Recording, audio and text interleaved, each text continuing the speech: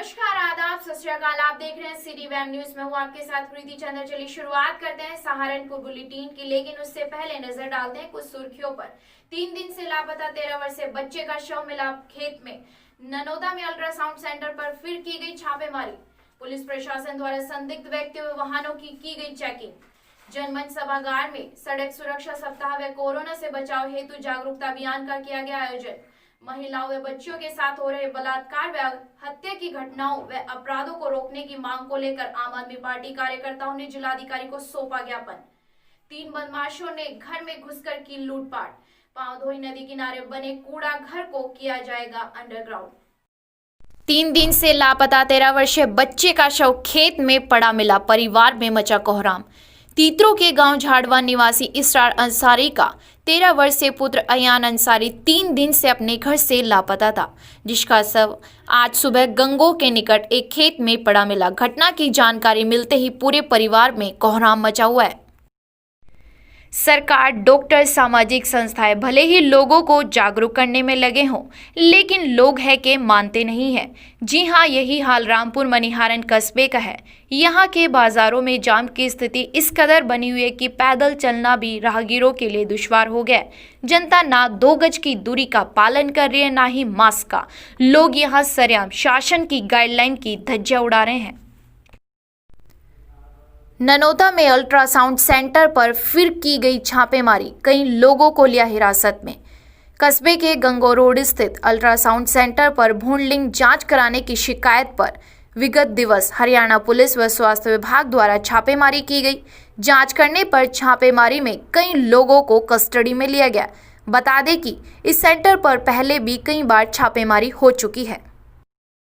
अपराधों की रोकथाम व कानून व्यवस्था के दृष्टिगत अपने अपने क्षेत्र के अंतर्गत पुलिस प्रशासन द्वारा संदिग्ध व्यक्तियों व वाहनों की चेकिंग की गई व यातायात के नियमों का उल्लंघन करने वालों के चालान भी काटे गए। जनमंच सभागार में सड़क सुरक्षा व कोरोना से बचाव हेतु जागरूकता अभियान का आयोजन किया गया, जिसमें मुख्य रूप से मंडलायुक्त AB राजामौली व DIG उपेंद्र अग्रवाल उपस्थित रहे। सड़क सुरक्षा भाषण प्रतियोगिता में भागीरथ बच्चों को पुरस्कृत भी किया गया। इस दौरान क्या बोले मंडलायुक्त AB राजामौली, देखिए। शासन की निर्देश के अनुरूप जो सड़क सुरक्षा सप्ताह आयोजित किया गया है, आज समापन हुआ है।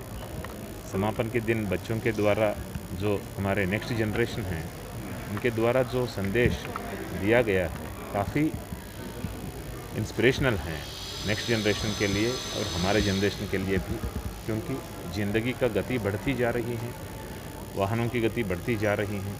इससे जो एक्सीडेंट्स वगैरह हो रहे हैं उसको कैसे नियंत्रित रखें, कैसे संयम रखें, बच्चों की भाषणों से भी काफ़ी सीखने की हैं।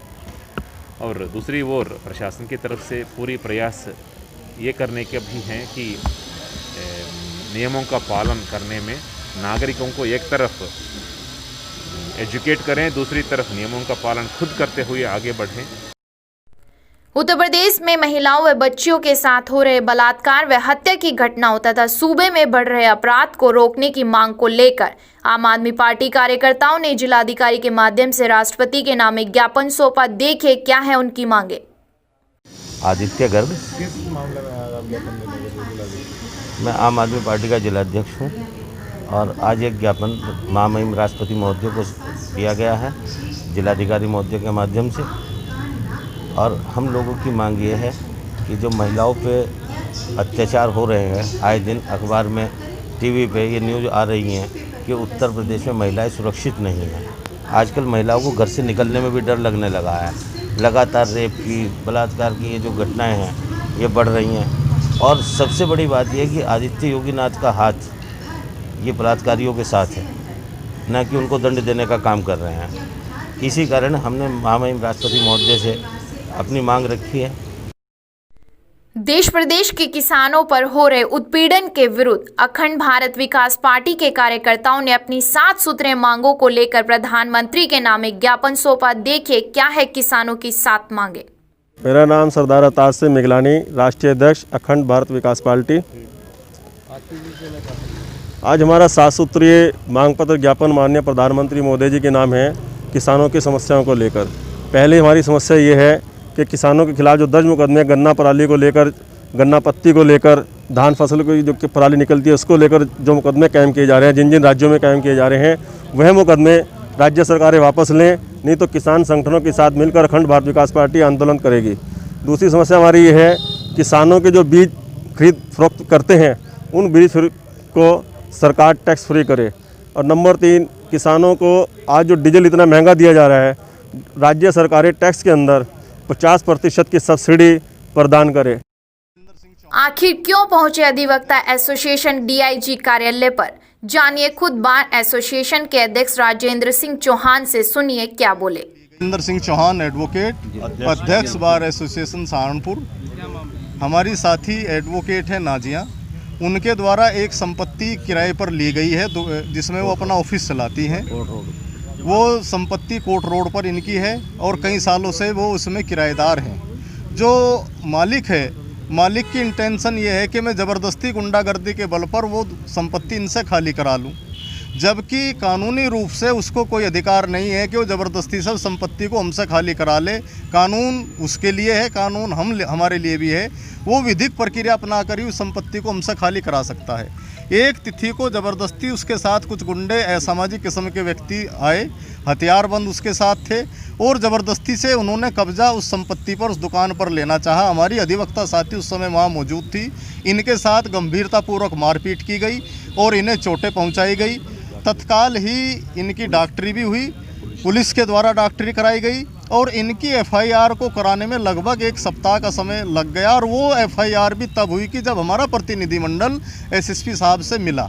इसके 4 दिन बाद उस पक्ष के द्वारा क्रॉस एफआईआर झूठे कथनों से, असत्य कथनों से हमारी साथी अधिवक्ता के खिलाफ और उनके भाई के खिलाफ बिल्कुल गलत एलिगेशन लगाते हुए एफआईआर दर्ज कराई गई। हमारा ये कहना है कि हमारी एफआईआर पहले है, उसका एक्ट हमारे विरुद्ध पहला है, तो पहले उसकी गिरफ्तारी हो और ये जो एफआईआर झूठी उन्होंने हमारे खिलाफ कराई, ये एफआईआर समाप्त हो, इस पर फाइनल रिपोर्ट लगे। गांव खुर्द निवासी महिलाओं से ग्राम प्रधान द्वारा प्रधानमंत्री आवास योजना व पेंशन योजना के रूप में हजारों रुपए की गई वसूली, लेकिन गांव में नहीं हो रहा है विकास। देखे क्या बोले राहुल वाल्मीकि। ये मामला ये है कि गांव खुर्द के अंदर कुछ सूत्रों का ज्ञान हमारा हुआ है कि कुछ महिलाओं से प्रधानमंत्री योजना में जो मकान बनाए गए हैं, वहाँ के जो प्रधान है, ग्रामीण प्रधान, उसने 40-40 हज़ार रुपये, 33 हज़ार रुपये इन सभी लोगों से लिए हैं और पेंशन के नाम के 600 रुपये लिए इन लोगों से। बहुत दुविधा की बात है कि इन लोगों से इतना पैसा लेने के बाद भी आज तक कोई विकास का काम गाँव में नहीं हुआ है और न ही कोई विकास का काम हो रहा है। और वहाँ पे एक आंगनवाड़ी बनाई जा रही थी, वो आंगनवाड़ी के अंदर भी जो उन्होंने मटेरियल लगाया गया है वो बिल्कुल सरासर बहुत गलत मटेरियल लगाया गया। ठीक है, वहाँ सब जो भी जितना सामान लगाया गया मटेरियल में सारा कुछ पुराना सामान लगाया। ग्रामीण लोगों का कहना है कि इसका जो वहाँ का जो ग्रामीण प्रधान है वो पूरा मिसयूज कर रहा है अपनी ताकत का, और जब से प्रधान बना है अब तक कोई भी ऐसा काम नहीं कराया जो ग्रामीण क्षेत्र के लोग उसे अच्छा बता पाए। ये सभी ग्रामीण क्षेत्र की महिलाएँ हैं, सभी आज यहाँ पर आई है। हमने ज्ञापन दिया है एसडीएम साहब को कि उसके खिलाफ सख्त से सख्त कार्रवाई होनी चाहिए। 3 बदमाशों ने घर में घुसकर की लूटपाट। बता दें कि बीती रात राजस्थान के जालोर से 2 कपड़ा व्यापारियों से बाइक सवार 3 बदमाशों ने तमंचे के बल पर युवक को बंधक बनाया व लूटपाट की घटना को अंजाम दिया, जिसके बारे में पूरी जानकारी दी है एसपी सिटी विनीत भटनागर ने। सुनिए। सर, ये घटना हुई है, इसके बारे में कुछ जानकारी बता दीजिए। देखिए, ये किशनपुरा में 2 व्यक्ति जो कि राजस्थान के रहने वाले हैं और यहाँ पर उनके द्वारा बताया गया कि वो कपड़े का सैंपल लेकर के आते हैं और यहाँ पे व्यापारियों को दिखा करके अपने मालिक को भिजवाते हैं और उस पर फिर आगे कार्रवाई होती है। तो इनका कहना ये है कि आज ये लगभग 4:30 बजे आए और उसके बाद मार्केट में चले गए थे। जब लौट के आए हैं तो इनका कहना है कि इस घर में जहाँ ये रहते हैं यहाँ पे कुछ लड़के घुस आए और उन्होंने इनको मार पीट के और इनसे कुछ पैसा वैसा छीन लिया है। इसके संबंध में ही जो है यहाँ पर आकर के जो है तफ्तीश की जा रही है। कितना सर अमाउंट था जो छीना गया था? देखिए, ये बताया गया इनके द्वारा कि ये जो महीने का खर्चा होता है अपना, वो महीने का खर्चा लेकर के आए हैं और जिसका वो लगभग 18-20 हज़ार रुपया वो उसकी कॉस्ट बता रहा है कि उसके पास था। बाकी और जब डिटेल्स इसके बारे में अभियोग पंजीकृत होगा और डिटेल्स के बारे में जानकारी होगी तो उसके बारे में आपको बताया जाएगा। जी हाँ, पहले इस प्रकार की भी कुछ कॉर्नर से ये बात जानकारी में आई थी, सुनने में मिली थी। जब मैंने वादी से तस्दीक करी है तो उनके द्वारा बताया गया कि लगभग 18-20 हज़ार रुपये के आसपास अमाउंट है।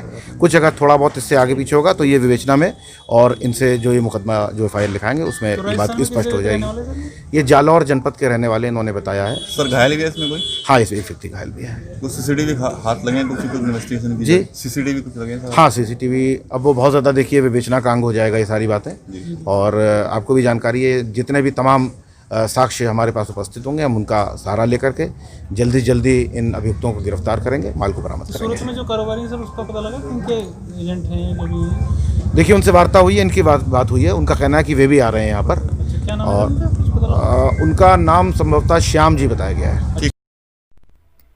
पांवधोई नदी किनारे बने कूड़ा घरों को किया जाएगा अंडरग्राउंड।